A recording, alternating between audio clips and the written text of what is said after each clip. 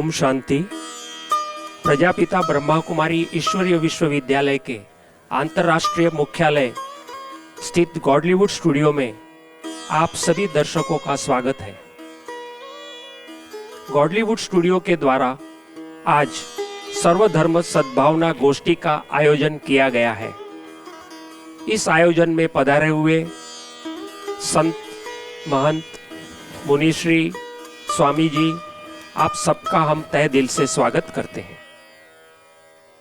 किस प्रकार से इस ईश्वरीय विश्वविद्यालय के द्वारा सारे संसार को विद्याओं शिक्षाओं के द्वारा हम यह अवगत कराते हैं कि विश्व एक परिवार है और इस एक परिवार की भावना को लेकर आज हमने जो इस गोष्ठी का आयोजन किया गया है, इसमें हम आपसे आपके अनुभवों के द्वारा और आपके दार्शनिक वक्तव्यों के द्वारा हम हमारे दर्शकों को इस बात से अवगत कराएंगे।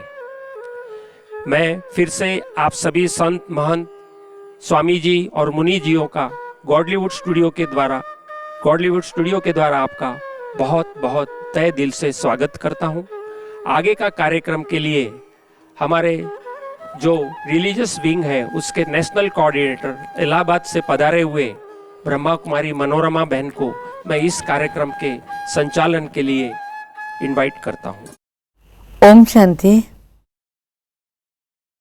आज हमारे प्रजापिता ब्रह्मा कुमारी ईश्वरीय विश्वविद्यालय के तत्वाधान में अखिल भारतीय सर्वधर्म सम्मेलन का आयोजन किया गया और उस आयोजन में हमारे संत शिरोमणि पधारे हुए हैं। इन संत शिरोमणियों के विचारों से आज हम सभी लाभान्वित होंगे। आज हम आपको उनसे मिलवाने के लिए लेकर आए हैं। तो कुछ उनके जज्बात और कुछ हमारे सवालात आमने सामने होंगे विश्व के निर्माण के। तो इसके बारे में कि ये विश्व नवनिर्माण हो, श्रेष्ठ बने, आपके विचारों में आपकी क्या भूमिका है उसकी। हमारे बीच करनाल से पधारे हैं स्वामी माधवानंद जी और हम चाहेंगे कि उनके आश्रम में भी बहुत सी गतिविधियां हैं। उनके जो विचार हमने सुने बहुत वैज्ञानिक हैं। इस श्रेष्ठ समाज के निर्माण में उनकी क्या भूमिका है। आदरणीय माधवानंद जी।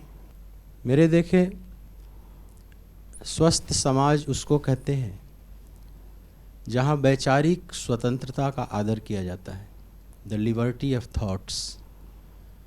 अगर मनुष्य के विचारों पर कहीं प्रतिबंध लगा दिया जाए कि आप इस दायरे से बाहर नहीं सोच सकते, तो मनुष्य के लिए यह सबसे दुर्भाग्य का क्षण होता है। बाल गंगाधर तिलक ने कहा है कि स्वतंत्रता हमारा जन्मसिद्ध अधिकार है। मैं थोड़ा उसको और क्लासिकल रूप में प्रस्तुत करता हूँ कि वैचारिक स्वतंत्रता हमारा जन्मसिद्ध अधिकार है। तिलक को भी जेल में बंद कर दिया अंग्रेज़ों ने, लेकिन गीता लिखने के लिए उनको बैन नहीं किया। गीता पर टीका लिखी रंगून के जेल में। तो उन अंग्रेज़ों को भी धन्यवाद देता हूँ कि उनके वैचारिक स्वतंत्रता पर उन लोगों ने ताला नहीं लगाया। बहुत सुंदर। तो लेकिन शारीरिक प्रतिबंध जरूर दिया था। तो मनुष्य जो विचारशील प्राणी है उसके विचारों को कैद कर देना यह सबसे दुखद है और धरती यह तमस की तरफ बढ़ने लगती है अगर उस पर वैचारिक स्वतंत्रता पर पहरा दे दिया जाए। मेरी जो संस्था है, मैं रामकृष्ण मिशन भावधारा से हूँ। हमारे परम गुरुदेव रामकृष्ण परमहंस हुए, आप सभी जानते हैं, स्वामी विवेकानंद के गुरुदेव, विश्व बंदे हैं, सभी जानते हैं। एक ऐसे महापुरुष हुए दुनिया का, अगर आप लोगों में से कुछ लोगों ने उनका अध्ययन किया हो, जीवनी का, बायोग्राफी का, बहुत दिव्य है। उन्होंने अनेक मार्गों की साधना किया। शायद दुनिया में ऐसा और कहीं उदाहरण नहीं मिलता। वैसे लोग बोल देते हैं ईश्वर अल्लाह तेरो नाम, ये राजनीतिक ढंग से, पर अगर दुनिया में किसी महापुरुष ने चल चल के देखा विभिन्न मार्गों से, तो वे हैं रामकृष्ण परमहंस। और हर मार्ग से चलकर उन्होंने देखा कि मंजिल एक ही है, मार्ग अलग अलग है, अंतिम अनुभूति हर मार्ग से वही हो रही है।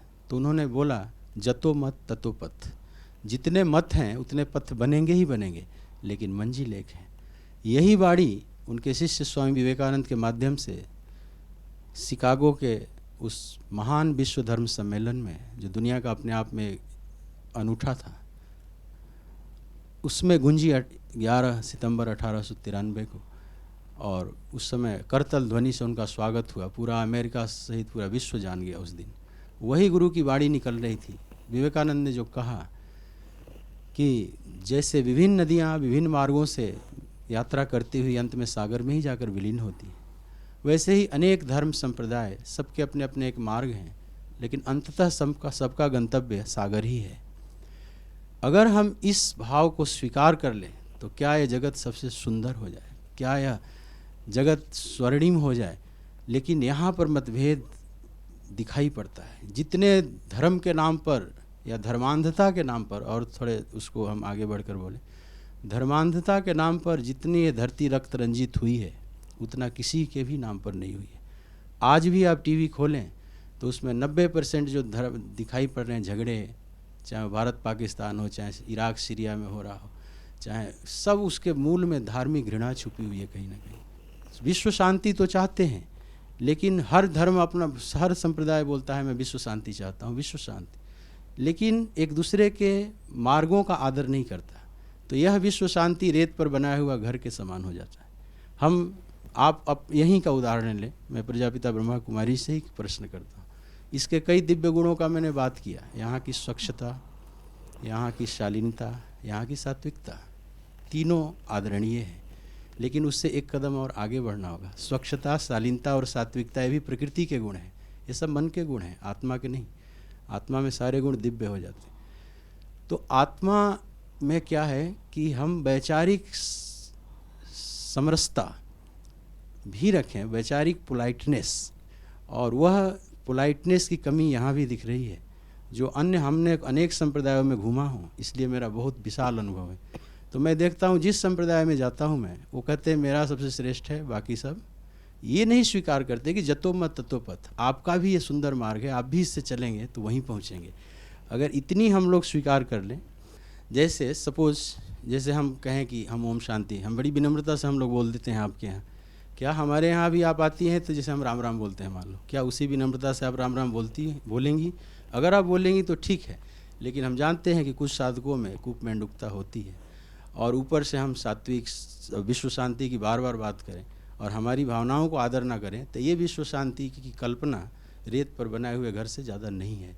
पर हम जैसे स्वीकार करते हैं, या हमें भी स्वीकार करना चाहिए सबका। जैसे हम किसी इस्लाम में जाएं, हमारे अब्बास साहब बैठे हैं, ये कहें कि अल्लाह अल्लाह महाराज करें तो हम बिल्कुल अल्लाह अल्लाह करेंगे उतने प्यार से, या इल्लल्लाह मुहम्मदन रसूलुल्लाह बोलने के लिए कहें, मैं कहूँगा, लेकिन साथ में इनको भी स्वीकार करना होगा। हमारे मंदिर में हम कहें जरा राम राम बोलिए अब्बास साहब, अगर ये राम राम उतने ही प्यार से कहते हैं तो हम दोनों में फिर कहीं भेद नहीं रहेगा, हम दोनों साथ साथ रह सकते हैं। लेकिन दिक्कत आती है, कोई अपना तो कहलाना चाहता है दूसरे से, और उसका कहने में उसको दिक्कत आती है। यह पूरे विश्व को इतना गंदा कर रखा है। भगवान करें कि हम सबके मुख अंदर से निकलें, हम एक दूसरे के भावनाओं का, जैसे ठाकुर रामकृष्ण देव ने कहा कि जतो मत ततो पथ, उन्होंने चल के देखा। अगर यह भावना हम में भी आ जाए कि जतो मत ततो पथ, और हम सब भाई भाई हैं, हम एक ही पथ के पथिक हैं, हम उस परमात्मा के सभी संतान हैं। स्वभावगत भेद के अनुसार मार्ग में भेद होगा, सारे मार्ग एक जैसे नहीं हो सकते, थोड़े पौराणिक भेद भी होते हैं, सब धर्मों के अपने अपने पुराण होते हैं। उन पुराणों को जड़ता से न पकड़ें, उसकी गुंज को सुने, ये पुराण इशारे क्या कर रहे हैं। हर धर्म के अलग अलग पुराण है, कभी मेल नहीं बैठेंगे, पर उसकी गुंज को सुनेंगे तो दिखाई पड़ेगा सब एक ही बात कह रहे हैं। तो इस तरह से हम समरसता आ जाएगी, और जब समरसता और अंदर से प्रेम हो जाता है दिल से दिल का, तो अपने आप स्वर्ग बन जाता है और साथ सतयुग आ जाता है। दिलों का मिलना ज़रूरी है, और दिलों को मिलने में विचारों का आदर करना बहुत ज़रूरी है। यही मैं, और समय न लेते हुए, क्योंकि हमारे पास बहुत से वक्ता हैं, मैं अपनी वाणी को यहाँ विराम देता हूँ। ओम शांति। बहुत बहुत धन्यवाद। मैं ब्रह्मा कुमारी बहन कविता जी से पूछना चाहूँगी, स्वामी जी ने बहुत अच्छी बात कही है कि वैचारिक स्वतंत्रता होनी चाहिए, और हमें विचारों का सम्मान करना आना चाहिए। प्रजापिता ब्रह्मा कुमारी ईश्वरीय विश्वविद्यालय के तत्वाधान में आपका क्या विचार है? प्रजापिता ब्रह्मा कुमारी ईश्वरीय विश्वविद्यालय चाहे किसी भी जाति, धर्म और किसी भी मान्यता और परंपरा के मानने वाले हों, लेकिन उन्हें बड़े ही प्रेम से, बड़े ही आदर से और बड़े ही इटर्नल इमोशनल से, उनको आत्मिक भाव से सोचता नहीं है, बल्कि आत्मिक दृष्टि से देखता भी है और आत्मिक व्यवहार की उन्नति के दृष्टिकोण को अपनाते हुए उनसे व्यवहार में भी आता है। और जिसका ही परिणाम आज हम देखते हैं कि पिता श्री ब्रह्मा बाबा ने 1936 में इस छोटे से सत्संग की स्थापना की और आज ये विश्वविद्यालय विभिन्न जाति, विभिन्न मत और विभिन्न परंपराओं को अपने साथ जोड़ते हुए और उनकी श्रेष्ठताओं को, उनकी अच्छाइयों के इसेंस को अपने अंदर लाते हुए और उन्हें उस परम सत्ता के साथ जोड़ते हुए आज एक विश्वव्यापी विशाल वट वृक्ष बन चुका है। और प्रत्येक प्राणी मात्र जो भी इस विशाल वट वृक्ष के नीचे आता है तो उससे वो सहज ही अपनत्व, समता और ममता का एहसास करके जाता है। तो मेरा तो उस जगत नियंता के प्रति हृदय से बहुत बहुत आभार निकलता है। लेकिन जिन धर्म प्रेमियों ने और जिन महानुभावों ने इसके अनुभव को अपने जीवन में लाया है, उनके प्रति भी मेरे मन में ईश्वरीय विश्वविद्यालय की ओर से कृतज्ञता उत्पन्न होती है और ऐसा लगता है कि वो दिन दूर नहीं जब धर्म गुरुओं के माध्यम से विभिन्न मत मतांतरों के सुख और सानिध्य से पुनः श्रेष्ठ समाज की स्थापना होगी और मानव मात्र से ये तामस का अंधियारा दूर हो जाएगा। शांति की तलाश में हिमालय की गोद में जा बैठे हैं हमारे बीच ऋषिकेश से पधारे हुए योगी अमरनाथ जी, और हम ये चाहेंगे कि ये शांति जिसकी तलाश में आप हिमालय की कंदराओं तक पहुंच गए, स्वांत सुखाय तो प्राप्त हुई, इसे दूसरों को देने के लिए, परांत सुखाय के लिए किस विधा का प्रयोग करते हैं? स्वामी जी अपने उद्गार व्यक्त करें। शांति अंदर से आती है और हम सभी आज तक एक ही गलती करती आ रहे हैं, शांति का प्रयास हम बाहर कर रहे हैं। योग, राजयोग हमें यही सिखा रहा है कि वो अंतर यात्रा होनी चाहिए, बहिर यात्रा नहीं होनी चाहिए। हम बाहर तलाश रहे हैं और वो है अपने घर के अंदर, अपने मन के अंदर। वो शांति का झरना अंदर से आना चाहिए। उसके लिए एक ही चीज मैं कहूंगा, हमें स्वयं को पहचानना चाहिए, खुद को जानना चाहिए। जैसा कल आदरणीय दादी जानकी जी ने कहा है, एक ही प्रश्न जो यूनिवर्सल क्वेश्चन, मैं कौन हूं, हु एम आई। इस प्रश्न के साथ कम से कम 12 साल जीना चाहिए, चिंतन करना चाहिए, तभी उत्तर अंदर से आएगा। वरना जो भी उत्तर रहेंगे वो बाहर से थोपे हुए रहेंगे, आरोपित किए हुए रहेंगे, पुस्तकों से, ग्रंथों से लिए हुए होंगे, उससे कुछ हाथ में नहीं आएगा। सतत उस प्रश्न के साथ जीने से पता चलेगा, चिंतन के माध्यम से पता चलेगा, वो उत्तर अपना खुद का रहेगा। वो चिंतन से जो प्रकट होगी वो मेरी खुद की गंगा होगी, वो मेरा खुद का बाइबल होगा, वो मेरा खुद का कुरान होगा, वो मेरा खुद का ग्रंथ साहिब होगा, जो मुझे अंदर से प्रश्नों के उत्तर देता रहेगा। सबकी जड़ें है शांति, शांति और केवल शांति, अमन। हम जब तक अपने मन को शांत और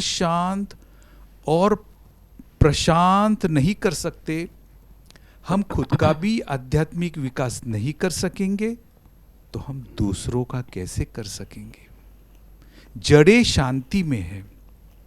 हम बात करते हैं समाज शांति, देश शांति और डायरेक्ट विश्व शांति की, लेकिन मन के अंदर तो अंगार है, अग्नि है, क्रोध का, द्वेष का, विकारों का, वासनाओं का। वो हमारी शांति कई बार केवल ऊपर की है।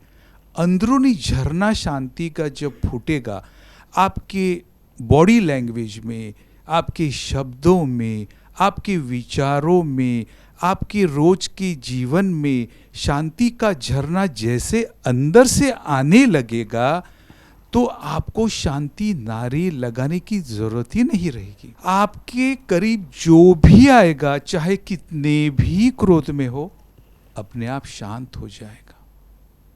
सूरज चिल्ला के कहता नहीं मैं आया, चांद भी कहता नहीं मैं आया, अपने आप पता चलता है।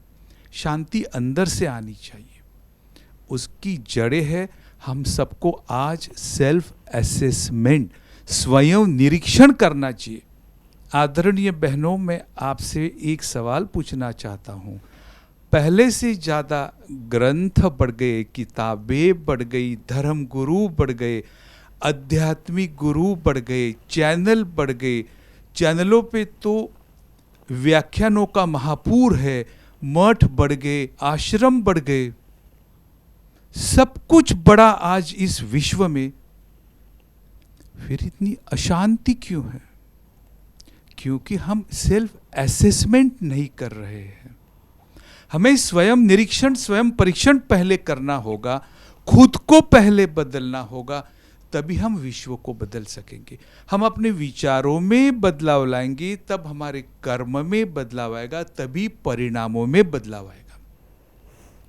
आज सेल्फ असेसमेंट, स्वयं निरीक्षण, स्वयं परीक्षण में हम सभी जितने भी आज दुनिया में धर्म है, पंथ है, संप्रदाय, स्वयं निरीक्षण में कम पड़ रहे हैं। हमारी कहीं तो कमी है, इसलिए अशांति है।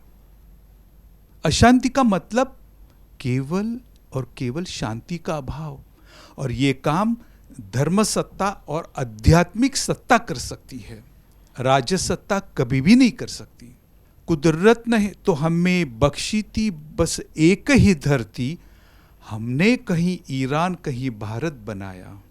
ये दीवारें हमने बनाई है, ये दीवारें हमें ही गिरानी होगी, और कोई गिराने के लिए ऊपर से फरिश्ता नहीं आएगा। ये बात बिल्कुल सच है। जो भी धर्म युद्ध इससे पहले हुए, वो धर्म के नाम से हुए। आज भी शायद न हो, लेकिन तीसरा धर्म युद्ध होगा, विश्व युद्ध, वो धर्म युद्ध ही रहेगा। यानी परिवर्तन की इतनी जरूरत आज है जो इससे पहले कभी नहीं थी, वो दिनों दिन बढ़ती जा रही है। जब तक हम एक दूसरे को समझेंगे नहीं, तब तक परिवर्तन आएगा नहीं। हम उम्मीद रखते हैं सिंपैथी की, कोई मुझे पूछे, कोई मेरे प्रति आस्था व्यक्त करे, कोई मुझे केयर करे, कोई मुझे पूछे। हम ये नहीं सोचते मैं किसे पूछूं, मैं किसके प्रति केयरिंग और शेयरिंग करूं, मैं किसका ख्याल रखूं।